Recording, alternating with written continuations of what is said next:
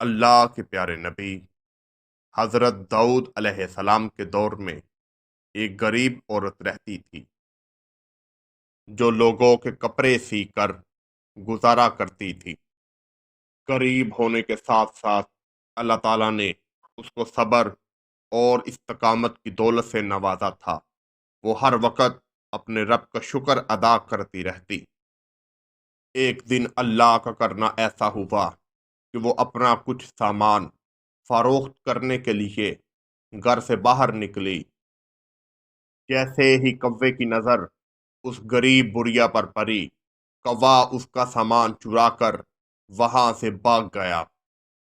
اس غریب بڑھیا نے جا کر حضرت داؤد علیہ السلام کی عدالت میں مقدمہ کر دیا کہ آپ کی حکومت میں کوے بھی ہمیں نہیں چھوڑ رہے۔ حضرت داؤد علیہ السلام نے اس کو بٹھایا اور اس کا سارا واقعہ سنا۔ ادھر اللہ کا کرنا ایسا ہوا کہ کچھ مشوارے سفر کر رہے تھے اور ان کی کشتی ڈوب رہی تھی۔ کشتی میں ایک سوراخ ہو چکا تھا اور آہستہ آہستہ اس میں پانی بڑھ رہا تھا۔ ان میں سے اللہ کا ایک نیک بندہ موجود تھا۔ اس نے دعا کے لیے ہاتھ اٹھائے اور دعا کی، اے میرے رب، اس مشکل سے ہمیں نکال دے تو میں 1000 دینار تیری راہ میں خرچ کروں گا۔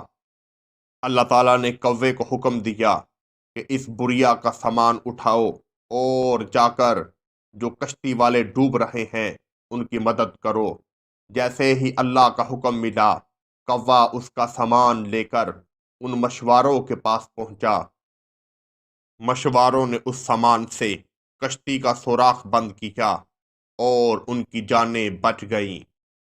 وہ سارے کے سارے لوگ حضرت داؤد علیہ السلام کی عدالت میں پہنچے اور اپنا سارا واقعہ سنایا اور کہا کہ ہم 1000 دینار اللہ کی راہ میں عطیہ کرنا چاہتے ہیں۔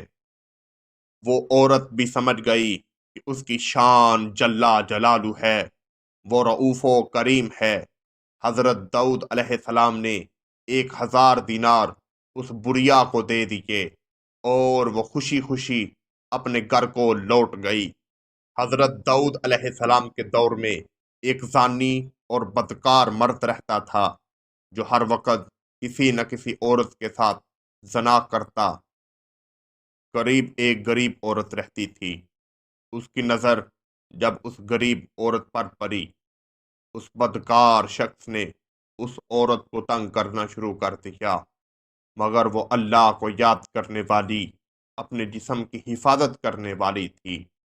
جب اس کے بار بار کہنے پر وہ بدکار اور لعنتی شخص باز نہ آیا تو اس نے دعا کے لیے ہاتھ اٹھائے، اے میرے رب، یہ تو نے کون سی مشکل میں مجھے ڈال دیا ہے؟ مجھے اس مصیبت سے تو نجات عطا فرما۔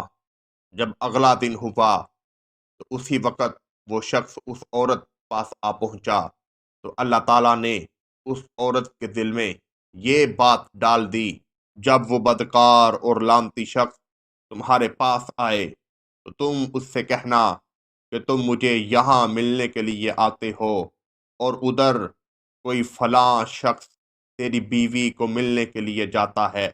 جیسے ہی وہ بدکار شخص اس اللہ کی نیک عورت کے پاس پہنچا، اللہ کی نیک بندی اس لعنتی انسان سے کہنے لگی کہ جب تم میرے ہاں آ جاتے ہو تو فلاں شخص تیری بیوی کے پاس چلا جاتا ہے۔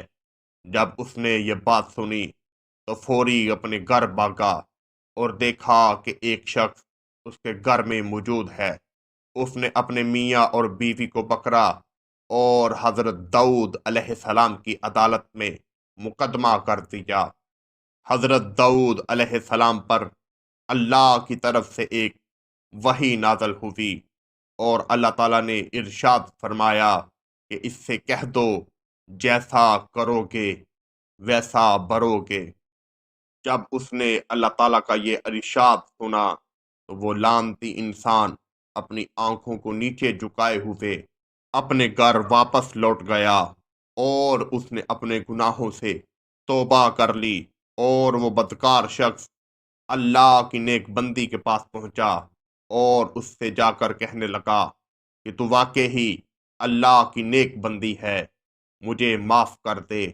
اس نے کہا کہ وہ تمام جہانوں کا مالک ہے، اس نے ساری دنیا کو بنایا ہے، اس نے میری مدد کی، تو بھی اس سے مدد طلب کر۔